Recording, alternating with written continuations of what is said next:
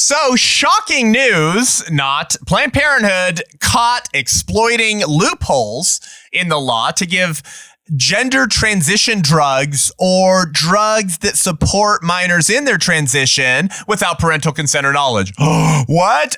Are you a confused teen questioning your identity or just struggling with mental health? Apparently, that's all it takes now. Okay? If a young girl feels she's the wrong gender, trapped in the wrong body, Planned Parenthood is right there. And they will try to chemically castrate her and encourage her to transition without the parents knowing. Reports reveal that they are bypassing parental oversight to prescribe these kind of drugs to minors. How far will they go? What happens when your child goes through with this and the regret sets in? How is Planned Parenthood getting away with this? What in the world is happening? Who are we really trusting America's vulnerable children to when they go off to public school, huh? Today, let's talk about how Planned Parenthood encourages minors to transition, undergo surgeries, take chemical castrating drugs, and just explore their sexual identity in explicit ways. That's what perverts and groomers do. Follow us on Rumble. Okay, if Google ever digitally assassinates us over here, Rumble's where free speech lives. We'd love to get as many subscribers over there as we have at YouTube. Help us out. And just go on your iTunes Purple Podcast app, hit the 5 stars, say great show, write a little review. And you guys have been doing that. It's like exploding. And so the show's showing up. It's climbing up the charts. And that little thing helps us here.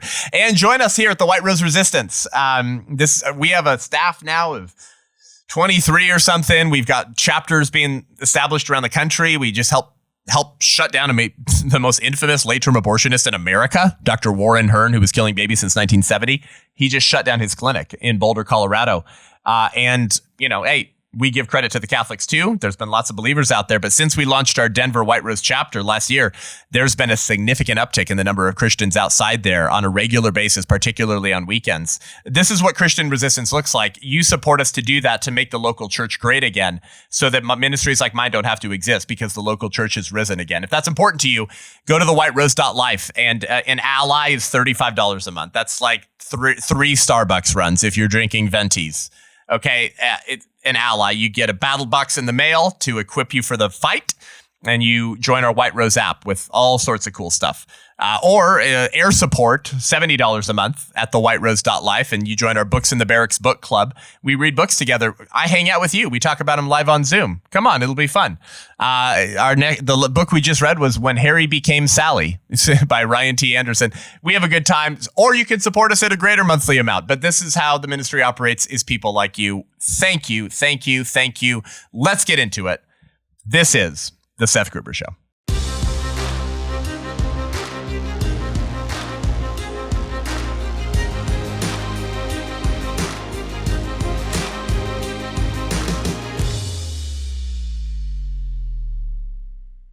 I've told you guys before on this show that Planned Parenthood is not just in the abortion industry. They're not just a baby killing organization. They never have been. They never will be. New proof, new evidence of all of this. Listen, all of these pieces go together. Okay? It's not a coincidence that Planned Parenthood is the largest abortion provider in the world. The largest provider of that just filth, porn, weird sex ed that we constantly see another story about in our public schools. And now, Planned Parenthood is the leading provider of chemically castrating drugs for America's gender-confused youth. And they are very excited to find loopholes to go around parents' backs to trans the kids. It's always children. Children are always the target of the pedophilic, autogynephilic, gender-confused, rainbow, sodomy, Moloch worshipping kooks. It's always been the case. Okay, it's a tale as old as time. Terry Schilling, a friend of our ministry, great guy, we've connected before. He's the president of the American Principles Project. And they have just dropped a bombshell report in a wide-ranging chronicling of how Planned Parenthood is propping up the trans agenda. We've known this for some time, But the American Principles Project has accused Planned Parenthood and its affiliates across the country of manipulating the definition. Wait, just pause. Did you know leftists do this? They manipulate and change definitions. Oh, what?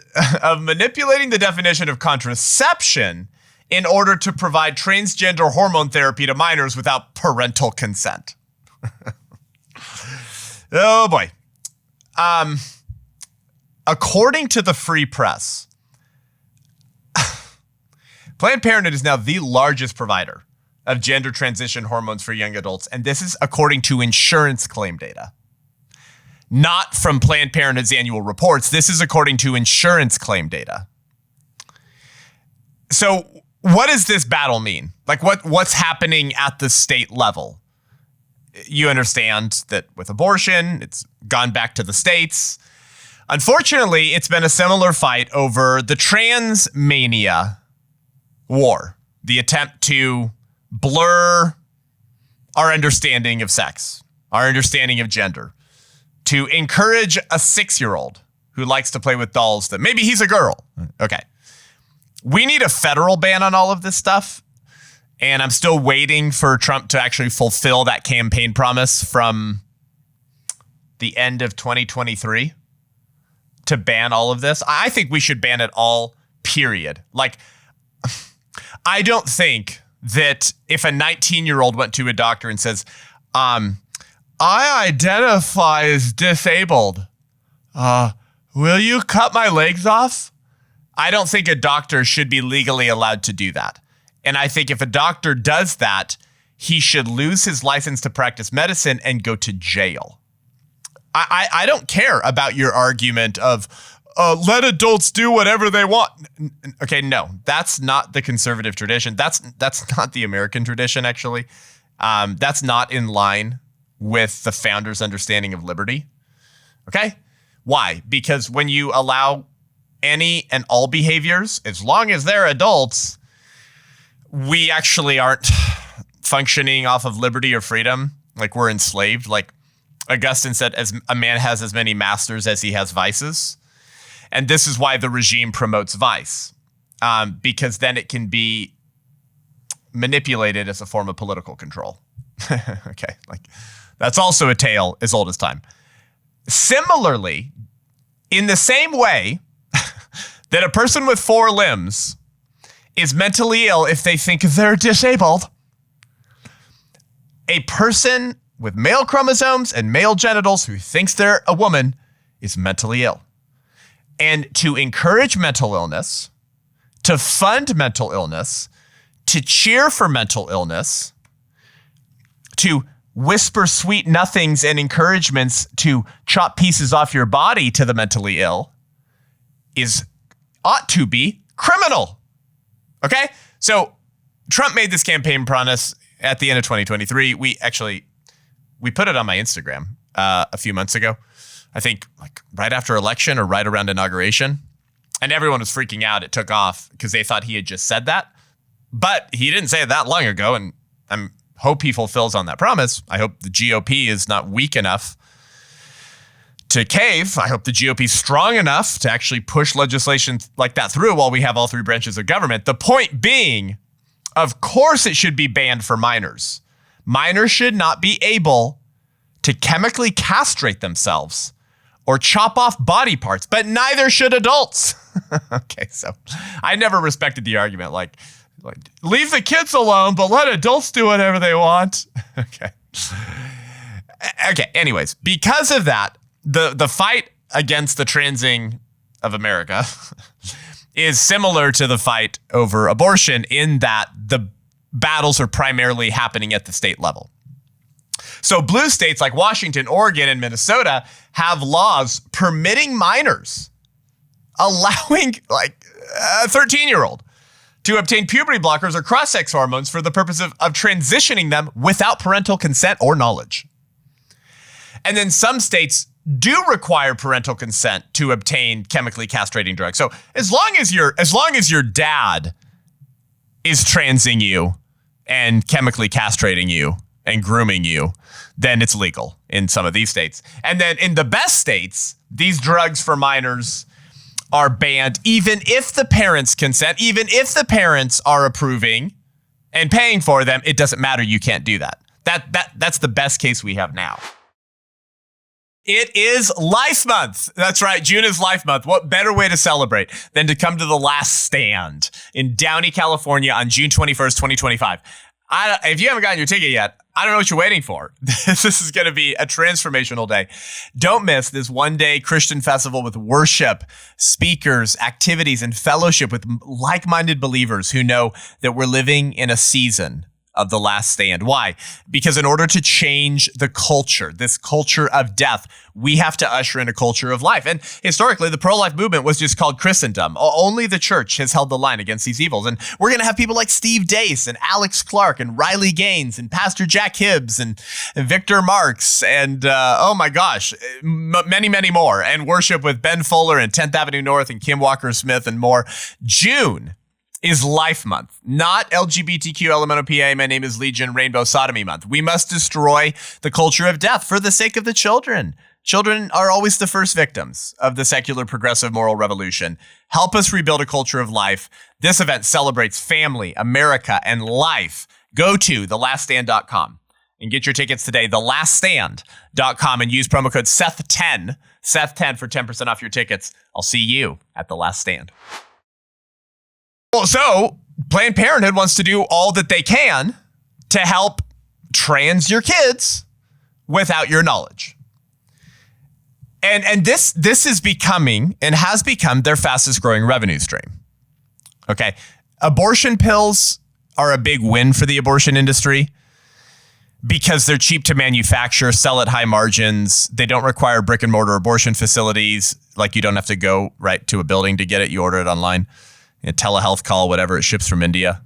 You don't have to have like an abortion employees running a building. You don't have to pay the third-party contractors or vendors that come and take away all of your murdered children, all your murdered victims, and then go burn them in an incinerator.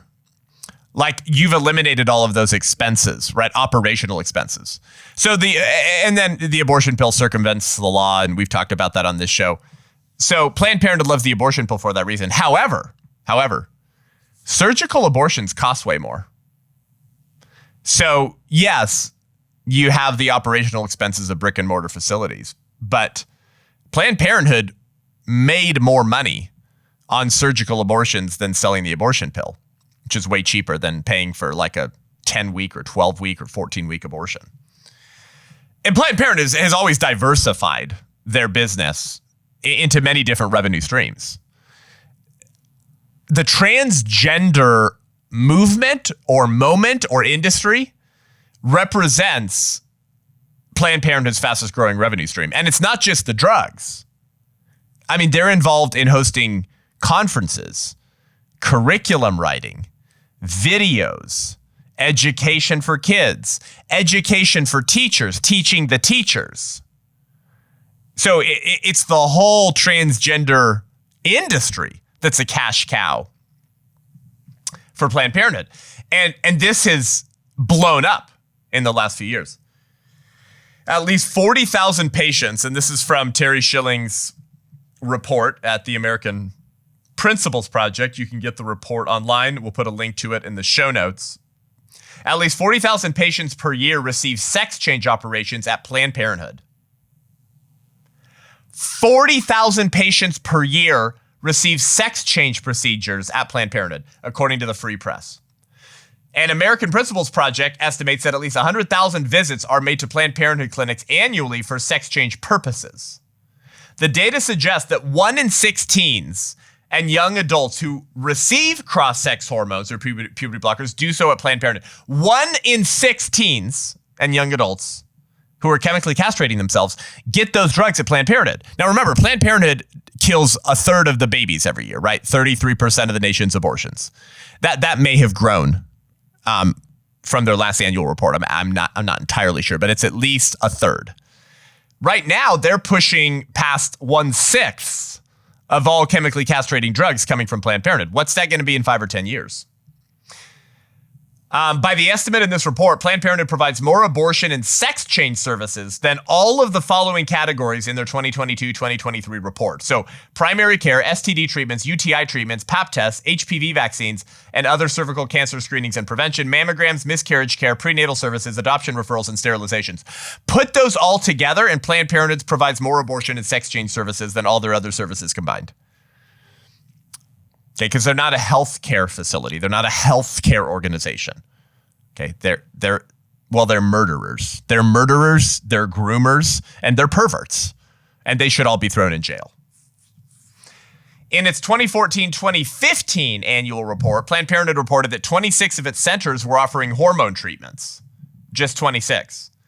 Now, according to recent counts, as well as indications from Planned Parenthood's website, more Planned Parenthood clinics offer sex change procedures than offer abortions.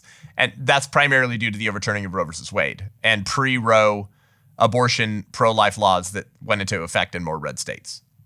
So more Planned Parenthood clinics offer sex change procedures than offer abortions. As of April 2025, around 80% of Planned Parenthood clinics offer some form of gender-affirming care, while around 70% are advertised as offering abortions. So 10 years ago, 26 of its centers were offering hormone treatments.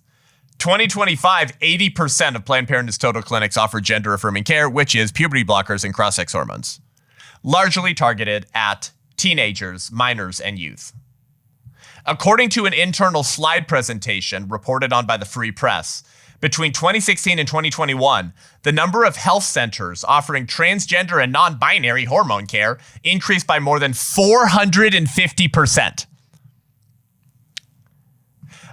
By the way, why aren't we seeing some of the same explosions or data in transgender identifying youth in countries around the world?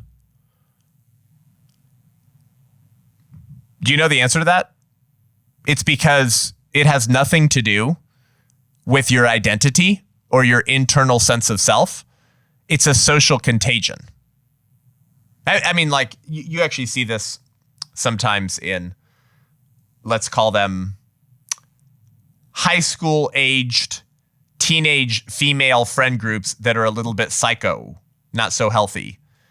If one girl is like going anorexic and, you know, forcing herself to throw up and, you know, all this, a lot of her friends start to all become anorexic as well.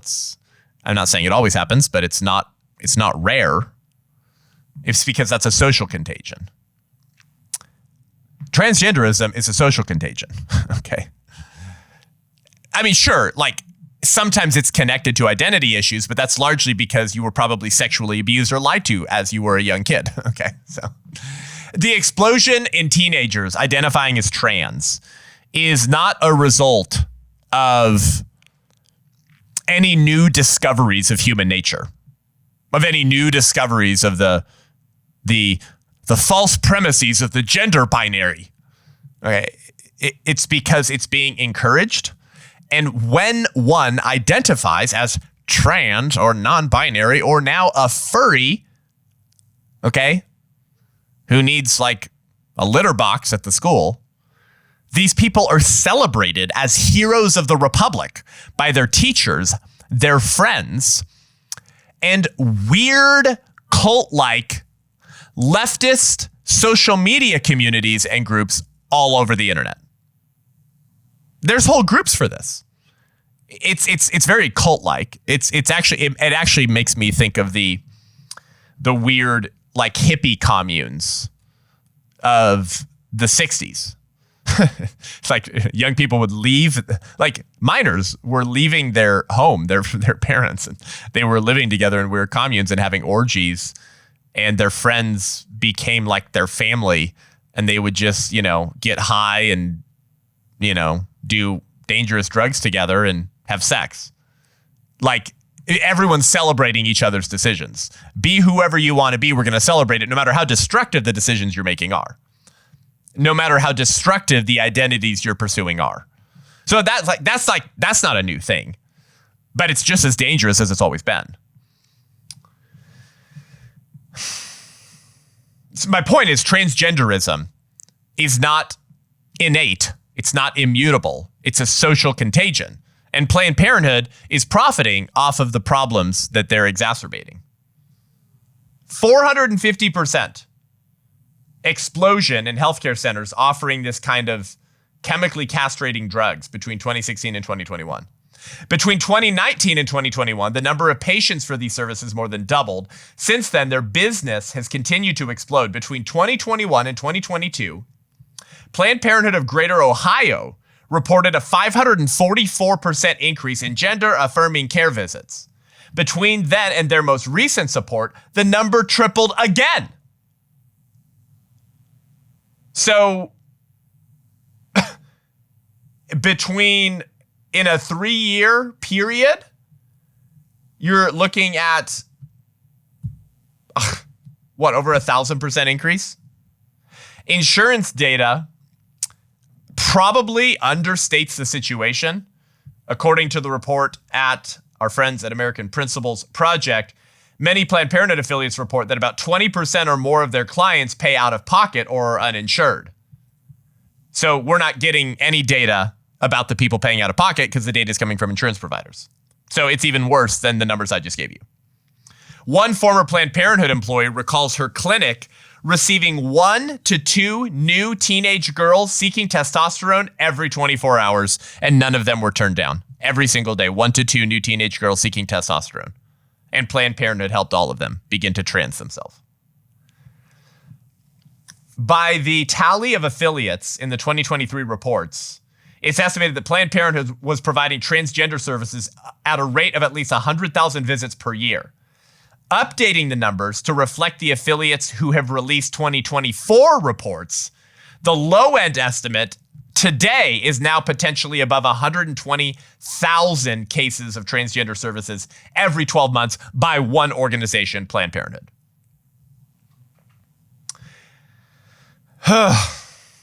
Do you understand why on this show and at the White Rose Resistance, we don't just talk about abortion?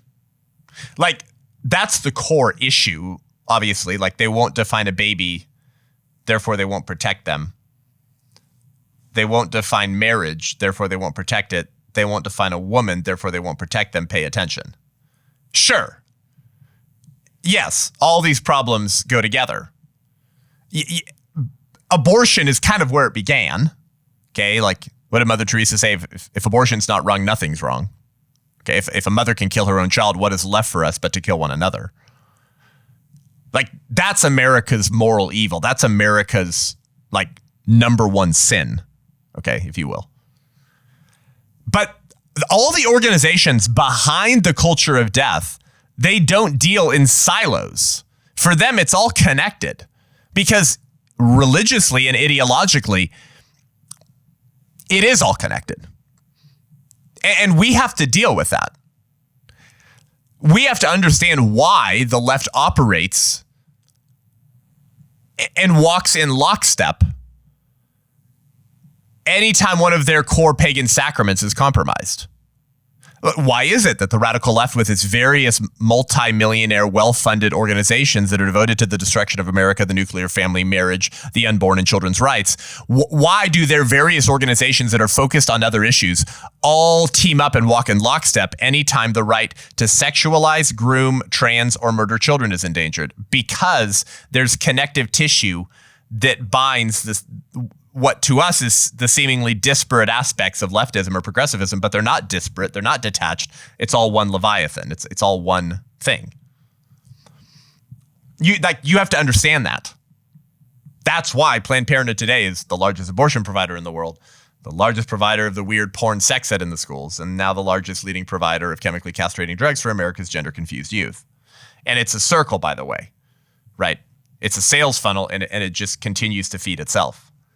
A whistleblower whose previous employment with Planned Parenthood was confirmed by Abigail Schreier noticed a similar pattern. Here's what this whistleblower who worked at Planned Parenthood said. She said, "There were no doctors at the clinic where she worked. Nurse practitioners were the professionals with the highest medical training." Nurse practitioners. she said. The clinic employed a gender counselor who had no actual professional credentials or formal training other than being a male to female transgender person. That was their qualification. That they had a mental illness and probably chopped off genitals. Qualified. That's what qualifies you as an authoritative voice in modern culture and the left today. Have you chopped off any private parts? Are you mentally ill? Do you hear multiple voices in your head? Woo! Oh my gosh, we got to get you on Oprah. Come to the White House and tell the president about how we can raise our children. That's what qualifies you in our culture today, to lecture us about what human nature actually entails. Are you mentally ill, and are you missing body parts? And do you like to stick things in other orifices? Oh my gosh, you should run for president. What a sick culture we have. This former Planned Parenthood worker said adolescents would come and speak to this gender counselor, and Planned Parenthood would then forward the counselor's notes to an actual licensed mental health professional somewhere off-site and rubber stamp approve the patients to begin their transition. This is basically how they circumvented the requirement to speak to an actual counselor, according to the employee's Twitter post. Whether patients received specific treatments, a course of testosterone, say, was decided by the clinic manager with no prior medical experience, whose prior job was managing a Wendy's, the employee wrote. I guess that's the last qualification to be an authoritative voice in modern culture today. Are you fat and do you eat junk food? Oh my gosh, that was fat phobic. Many clinics declare more vaguely that Planned Parenthood will provide gender-affirming care whenever and however we can under the law. That's a direct quote from a Planned Parenthood affiliate website. That they will provide gender-affirming care whenever and however we can under the law. In a video pitched to minors, this is all from the American Principles Project's report, Planned Parenthood explains, quote, there are medicines you can take to delay puberty for a while. They're called puberty blockers, and they work like a stop sign by holding hormones, testosterone, and estrogen that cause puberty changes like facial hair growth and periods. As they state earlier in the video, they say your gender identity is real. You should be the one to decide what changes you want to make to your body. What did I say? Oh, that's right. That was a video pitched to minors created by Planned Parenthood.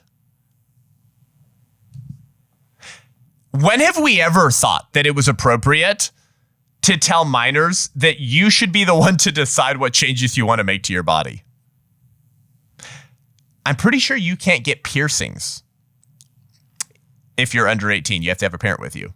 You can't get Advil over the counter at a public high school, at a public junior high school. You cannot get Advil without parental consent. You can't go on a field trip to an amusement park or a zoo to go see the gorillas without parental consent if you're under 18. But in California, if you're 12 or older, not only can you go slay your child in your uterus without parental consent or knowledge, but you can charge it to your parents' insurance plan. And the insurance company is blocked from notifying the parents that their kid killed their grandkid on their insurance plan. That's the law in California right now. Washington, Oregon, Minnesota, you can chemically castrate yourself so you'll never have children again. And you can do that with a stranger adult at a Planned Parenthood facility without parental consent or knowledge. But if you have a headache and you want Advil from the school nurse at your junior high school, you can't do that. Since when have we ever thought that children should be able to make all the decisions that they want about their body? By the way, the whole bodily autonomy thing was always a lie. Like, you know, some pro-lifers, they try to get clever and they're like, you do have a right to do whatever you want with your body, but the baby's not your body. It's like, you know, it's like too clever. It's too clever. Like, yeah, I get your point. The baby has a different body. But we've never believed that you should be able to do whatever you want with your own body. That's why we have laws against streaking. You can't just run naked. Actually, well, I just saw a news headline I think yesterday. What city was it or state was it? Believe it or not, it wasn't California. I forgot what state it was. Anyways, women can now walk around topless. New rule in some blue state in America or city. But historically, that's never been the case. You can't do whatever you want with your body. You can't drive your Honda 100 miles per hour down the freeway. That's something you can't do with your body. You can't use your body to do that. Okay. You can't beat your children. That's something you can't do with your body. Okay. There are illegal drugs that you cannot put into your body. It's against the law for you to put them into your body. Okay. There are plenty of things that you cannot do with your body. So the whole idea of bodily autonomy was always a false one. It's well, I guess you can blame the Democrats and the libertarians. Libertarians like, right, I don't care what you do, just don't make me pay for it. That's you're not going to conserve anything approaching the culture that way. It's not just that we should ban this stuff for kids. It should be banned across the board. You should not be allowed to do that because it communicates a lie about human nature, about who we are, and you're going to end up regretting what you're doing to your body. So the adults in the room need to man up. And like this whole thing of Christian nationalism, by the way, like, you know, listen, it's either Christian nationalism or secular globalism. You pick. Like, yes, it is better to have Christians holding the reins of political power. Like, that is better. Why? Because basically, unless you're, you know, this, you know, classical conservative who loves what Christianity's built for the country, but you've yet to repent and meet Jesus. Like, there are some interesting people out there like that who would probably govern just as well as a bold Christian. But by and large, it's only going to be Christianity that is going to allow America to thrive and to persevere. And no one else is grounded in sort of a moral or transcendent order in which they're accountable to stand before the creator of the stinking universe one day for their decisions that they made. And especially like those with power, more, you know, the Spider-Man line, great power comes great responsibility. like that's frightening. Like a Christian who fears God and wields political power, that's frightening. Like they're going to tread way more carefully and make sure they're making right decisions in a way more serious manner than anyone else. Like the left are petulant, spoiled, infantile children who like they cannot be trusted with power. And it may be God's judgment on America if the church doesn't wake up that we have those kind of people ruling over us. That's very possible. But this is why Christians have to be leading the way, because when the church backs down or sits down, what do you end up with? Look around America right now. You end up with groups like Planned Parenthood, who receives like $600 million a year of your taxpayer dollars, finding loopholes in the law to trans minors and encourage them to chemically castrate themselves. Like all manner of evil gets released when Christians don't exercise stewardship in a country where we, the people, we're the king in America. We're the sovereign. Deserves a longer conversation, but it's super important. But first, we'd like to thank our sponsor of the Seth Gruber Show, Every Life Diaper Company, baby. Literally, babies.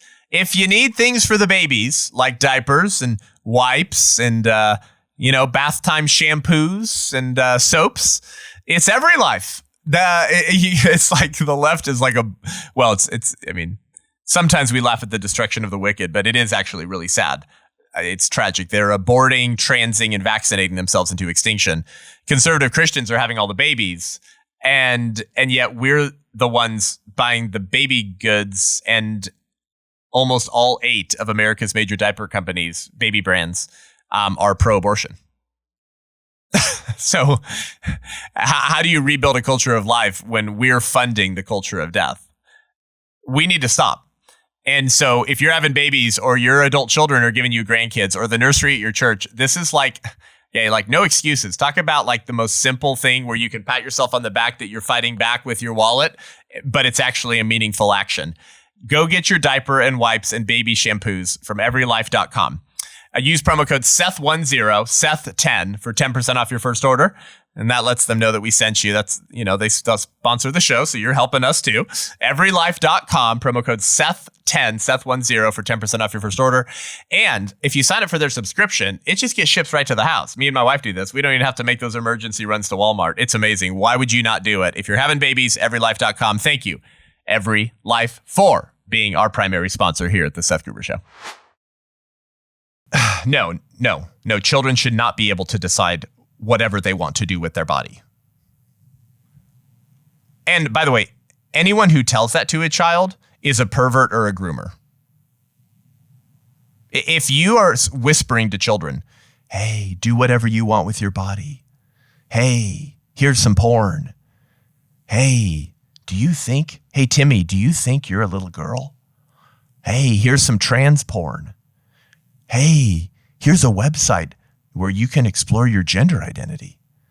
Like, when you're projecting a sexual and gender identity onto minors, historically we had a definition for that. You were called a pervert and a groomer, and the community or town you lived in might wake up the next morning to find you dead in an alleyway.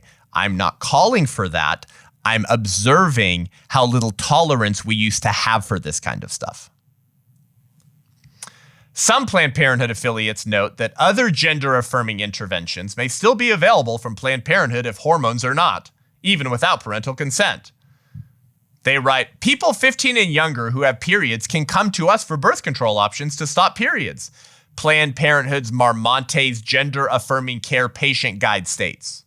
They say parent guardian consent is not required to get birth control. And according to Planned Parenthood of the Pacific Southwest, quote, while patients under 18 cannot receive hormone therapy, they may have a consultation with a provider to understand treatment options to receive medications to stop their periods if desired. Well, what the heck does that mean? While patients under 18 cannot receive hormone therapy, so they're saying, hey, we know you want to trans yourself and transition, but you're 17, so you can't. But hey, you can come have a consultation and a conversation with one of our providers in a Planned Parenthood clinic to understand other treatment options and to receive medications to stop periods if desired. So using contraception as a gender-affirming treatment is this loophole that Planned Parenthood is exploiting in order to continue encouraging minors to explore sexual identity so they can profit eventually off of selling them permanently life-altering drugs. The report says most states allow minors to consent to these contraceptives on their own, and many states allow minors to do so without even notifying parents. So if a 17-year-old girl who's in puberty, of course, and having menstruation and having a monthly period, decides that maybe there's a boy stuck inside of her, and she's really a boy, but she can't get testosterone, well, Planned Parenthood will have a consultation with her to help her stop her periods. And so that way she can still begin this transition process, because she wants to be a boy and boys don't menstruate. So, that's still part of the transitioning process. It's not that Planned Parenthood is saying, hey, if you're a 17-year-old girl and you're having horrible cramps or acne, then here we can get you birth control, which that's a conversation for another time. Hormonal birth control. We're going to cover that soon on the show, but that's not how they're advertising this. They're saying, like, if you're seeking cross-sex hormones or puberty blockers, but you're under 18 and you can't get them, and sorry, we're trying to abide by the law here at Planned Parenthood, then come talk to us about your options and receive medication to stop your periods. They're literally marketing a transitioning solution to females, to young teenage females who want to transition, quote unquote, to being boys. This is all a sales funnel, of course, right? They're exacerbating a problem and then setting themselves up to profit with the alleged solution. It's the same reason why, okay, so sex ed is their sales funnel, abortion is their product, and your children are their prospects. Do you understand me? There is a undeniable link in the explosion of abortions with the beginning of comprehensive sexuality education in America's public schools. Giving away free condoms, teaching kids how to do any and all sexual activities, encouraging them not to do it, but just to do it safely, etc. I mean, I talk about in my book, The 1916 Project, an ad that Planned Parenthood ran, I think in the 70s, called You Change the Combination or something. And they show literally cartoon porn. And they say, if you want to buy a body, you can buy a body. If you want to sleep with someone, you can do that. You can have a prostitute. Like, this was all in Planned Parenthood stuff going back to the 70s. Today, they're the largest provider of that kind of pornographic comprehensive sex ed. So you sexualize youngsters. You expose them to any and all forms of sexual activity, even the most dangerous. You show them pornographic cartoons. You normalize behavior that young people should not be engaging in. A lot of that behavior no one should be engaging in. There's no sense of marital fidelity whatsoever in any of this teaching. So it's one thing when teenagers are looking at porn and they're telling their friends on the basketball team who they were sleeping with. It's another thing when the authority figure, the teacher, is assigning, when we just had Karen England on the show, right? Assigning pornographic books, assigning pornographic illicit material in the health week in this attempt to normalize all of these behaviors. So naturally, kids are going to start doing more of that stuff.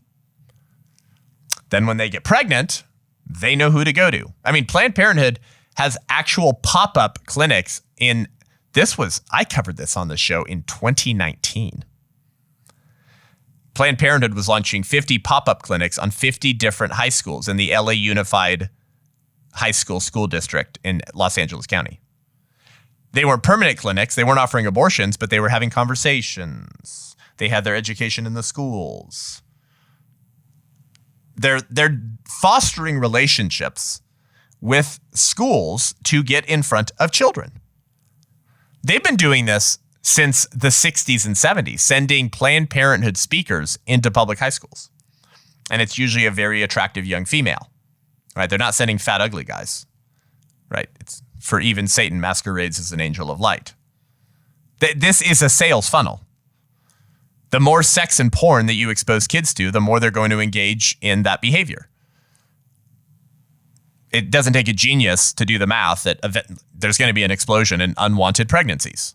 Oh, the same organization that gave me the filthy porn in the schools coincidentally provides abortion. It's not a coincidence. This is all by design. By the way, that's also a tale as old as time.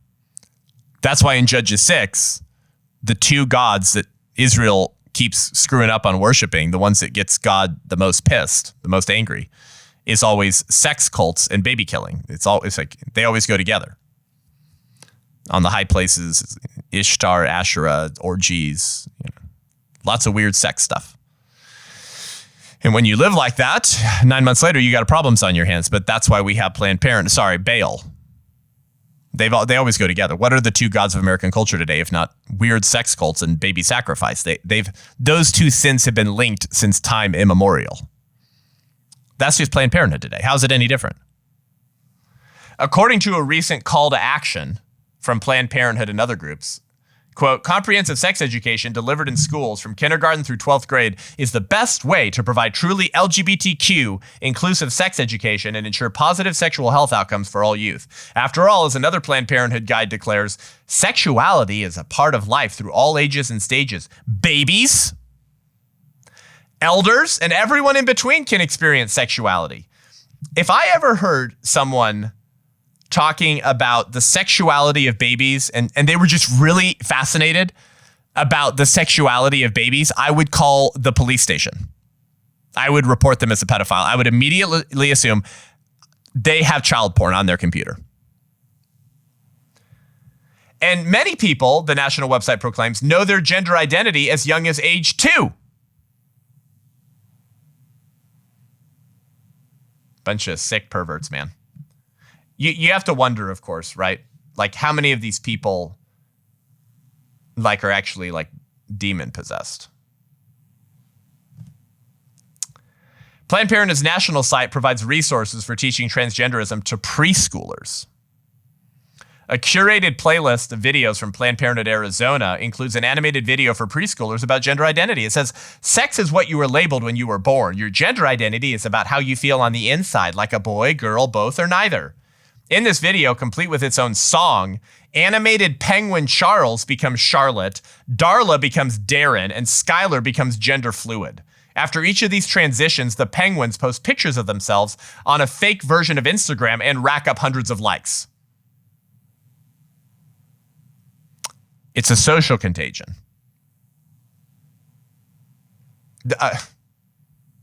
Planned Parenthood Arizona includes an animated video for preschoolers. And then shows little kids how much people will love you if you pursue a mental illness. How much people will love you and encourage you and clap for you if you decide you're the opposite gender. How is that anything other than grooming?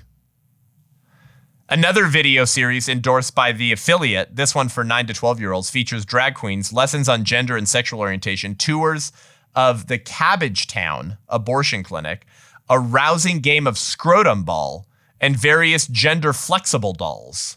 Gender, according to Planned Parenthood, can be very flexible. Their social media declares that it's totally normal and okay, end quote, to feel like you are, quote, more than one gender at the same time, different genders in different situations, different genders at different times, bigender, trigender, polygender, pangender.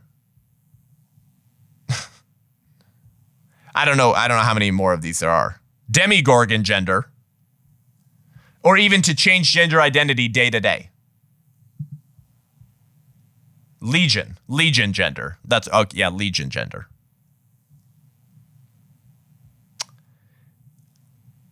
There's so much more I couldn't even get to from the American Principles Project's report on Planned Parenthood's explosion into the trans cult movement.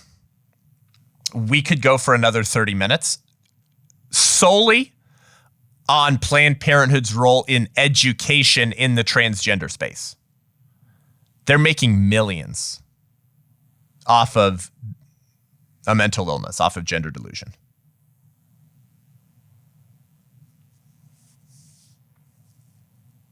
Just as they show the porn to the kids, knowing that they'll sell more abortions,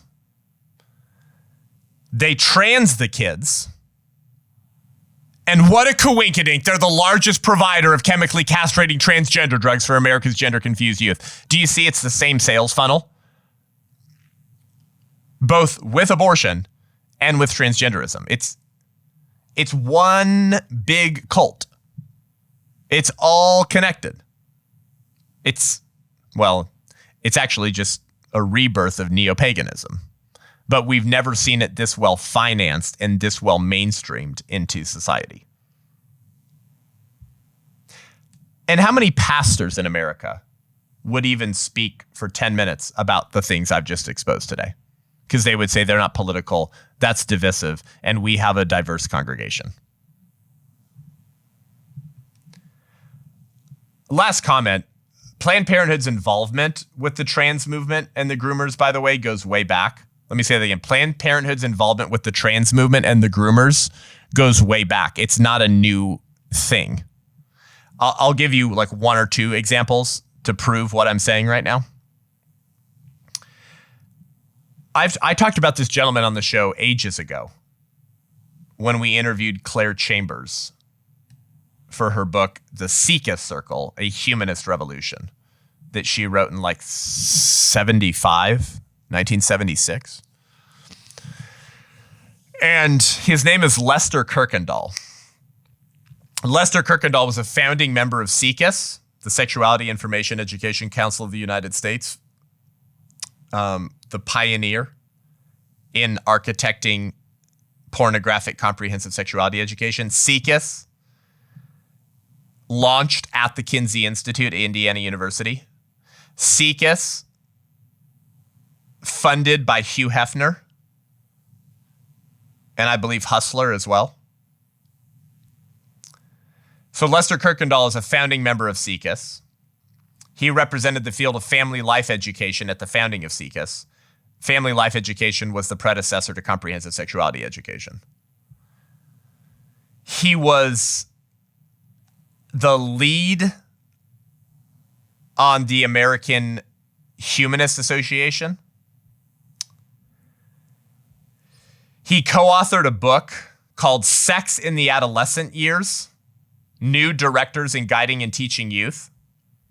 He served on the staff of the Sexology magazine, along with